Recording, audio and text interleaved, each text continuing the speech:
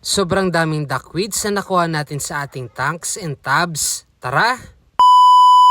So, what's up mga bossing? So, for today's video nga ay nanguha nga tayo ng ating mga duckweeds o nag-maintenance nga tayo dito sa ating mga tubs at tanks. Hindi ko na kasi makita mga bossing ang ating mga isda dito sa ating mga tubs kaya't binawasan ko na itong ating mga duckweeds. Mahirap din kasi mag-monitor ng ating mga isda kapag hindi mo sila nakikita. Dito nga ay nagkagulo-gulo na itong ating Ludwigia dahil panay nga ang kuha natin itong ating mga duckweeds. Sa susunod nga, ito naman ang babawasan at maintenance natin. Isinama ko na rin nga pala itong ating tank ng ating dam. Inilipat ko na kasi sila dito dahil may paggagamitan nga tayo ng ating malaking tank. In preparation mga boss sa pag-aayos nga natin ng ating main tank. At dahil nga sobrang daming duckweeds ang nakuha natin, ay binigay ko na lang ito dito sa mga pato. Sayang naman kasi kung itatapon lang natin, mas mabuti nang mapakinabangan ng alaga ng ating kapitbahay. Ang kaso nga lang ay medyo nahihiya nga itong ating pato at binabantayan nga tayong umalis. Kaya ang ginawa ko na lang mga boss, nag-video na lang tayo sa medyo malayo. Pero medyo busog ata itong ating mga pato at may nakalatag pang mga pagkain sa kanila. Pero okay lang yan. For sure mamaya ay kakainin din nila yan. So yun lang mga boss. Paki-follow na lang ating Facebook page and subscribe sa ating YouTube channel. Happy fish keeping!